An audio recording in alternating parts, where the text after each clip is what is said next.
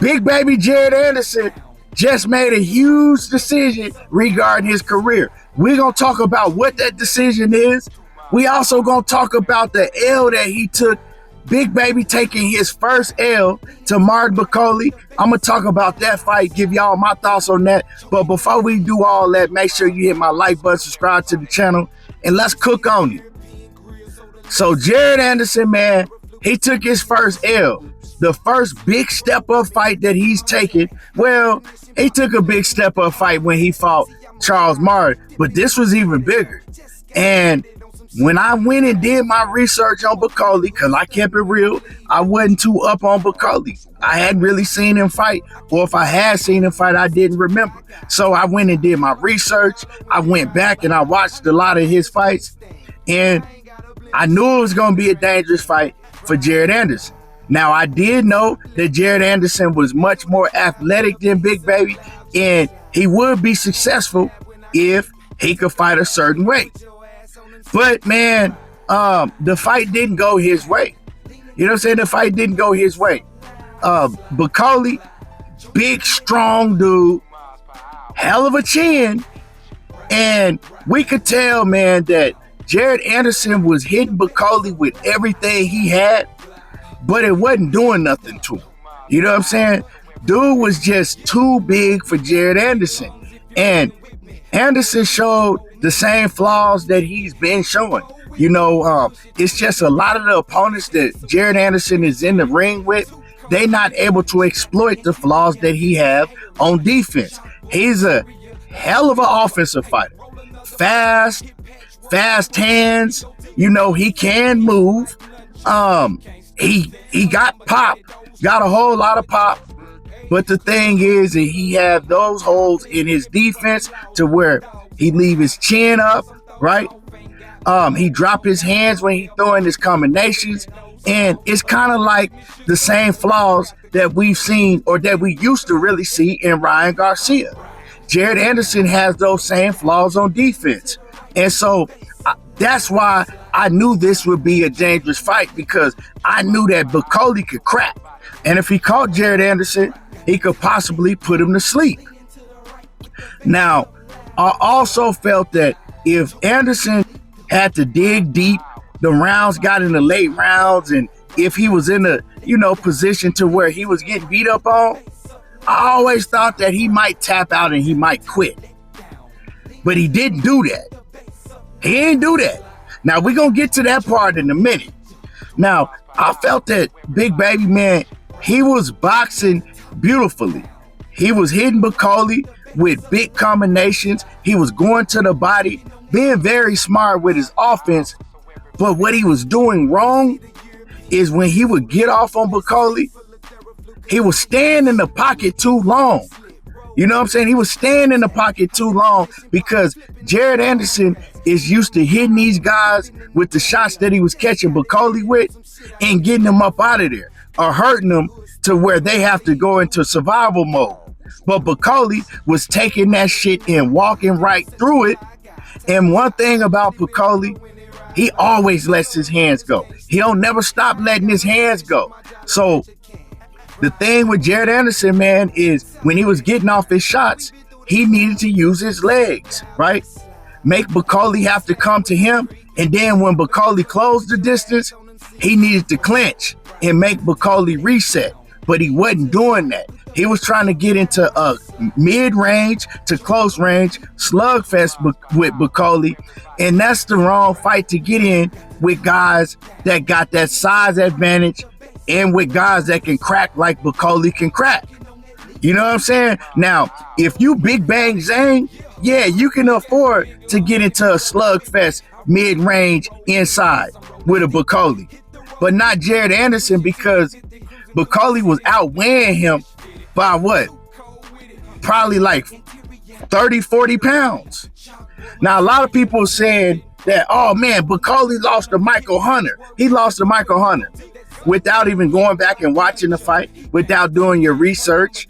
When I watched him lose to Michael Hunter, Bakole was much smaller. He was like 40 pounds less than what he is today. Head was a lot smaller because I don't know. I ain't gonna say that man been on something, you know what I'm saying? But I definitely ain't gonna say he ain't been on something because his head is way bigger than it was back then. It's just like he's just a whole different size of a man than what he was back then when he fought Michael Hunter. And back when he fought Michael Hunter, one thing that I noticed is he gassed out in the later rounds. And Michael Hunter was able to, take over and do what he did because he gassed out. But like I said, man, he wasn't no 285 pounds back then. Real talk. He was more so like in the, low 250s back then. The same weight as Jared Anderson is now. So he was a much different fighter. Back then, he only had like 11 professional fights. So he's a lot better now than he was back then. Completely different fighter. And like I said, man, Bakole, he the type of fighter that's going to cause a whole lot of these fighters problems, and that's why they've been ducking him. So you got to take your hat off to Big Baby for even stepping in the ring with him. You know what I'm saying?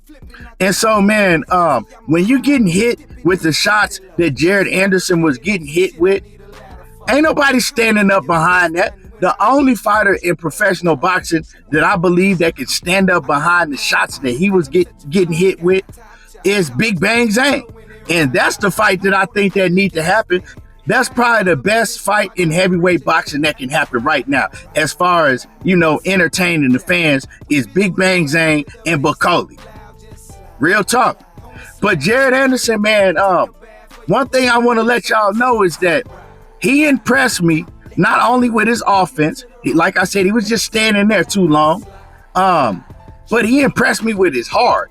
He getting a whole lot of criticism all over social media, and that's what these trolls gonna do because they don't like Big Baby. But man, he got a whole lot of heart, a bunch of heart, because he kept getting up. He kept coming forward trying to fight. He never folded. And I ain't gonna lie, like I said, I thought he would fold when he get into situations like he got into on Saturday night. He didn't fold. And I heard Polly saying, man, he didn't seem like he cared about taking a loss. He cared. Yeah, he cared. He was pissed off. He was disappointed because you heard when the referee stopped it, he was pissed off at himself like, man. And he said the F word, right? Now, a lot of people taking it out on him because he was just like, hey, I'm 24. Most of these dudes, 36 years old and all of that. And he was nonchalant about it afterwards, But see, this is the thing, right? If he had acted out, start crying and acting like he was finna crash out, then they would have been talking about how soft he is and he ain't made for boxing and all that, right? Now that you see that he not crashing out and he taking it on the chin, now it's like, oh, he don't care about losing. He don't even care. But the thing that I want to let y'all know, because a lot of people like myself thought he might quit because he's talked about how he don't even really want to box like that. Well, he announced that, hey, he good and he will not be retiring. He gonna come right back and he gonna be bigger, badder, stronger than ever. So I like to hear that from Big Baby because it let me know that his mental is not as weak as people think it is or thought it was gonna be. His mental good, man. He good mentally. And yeah, he will be back. I believe that he gonna learn from his mistakes because when you take an L like this, you can either let it affect you, right? Or you can use it as positive fuel and get better and learn from your mistakes. And I believe the way that he's reacting to this L, he gonna learn from it, man. You know what I'm saying? And he also said that, hey, I'm just blessed to be coming out of the fight with no injuries. I'm good. I still got my mental and I'm gonna be back. So he's still gonna be dangerous. Once he cleaned up those flaws that he have on defense, I believe that he's capable of beating everybody because he got the offensive arsenal. He just fought the wrong fight from not being experienced, from not knowing what to do in those situations, from being able to, knock all these other guys out when he hit him with the shit that he was hitting Bakole with. Now he got to learn, and he's going to learn that, hey, you can't knock everybody out. Some of these dudes just ain't going to go. So, man, I was impressed with him more in this L that he took than I've been with any of his W's. Real talk. He impressed me, man. He showed that he got hard. He showed that he got grit and a whole lot of dog in him. Hey, name me 5 fighters you know in the heavyweight division that's going to stand up from the punches he was taking. But yeah, man, Big Baby Jared Anderson, man, he ain't going nowhere. He didn't crash out. He didn't fold, and he will be back. Let me know how y'all feel. Drop a comment in the comment section. Make sure you hit my like button, subscribe to the channel, and y'all already know how I do. There you go, talking that boxing again, and I'm gone.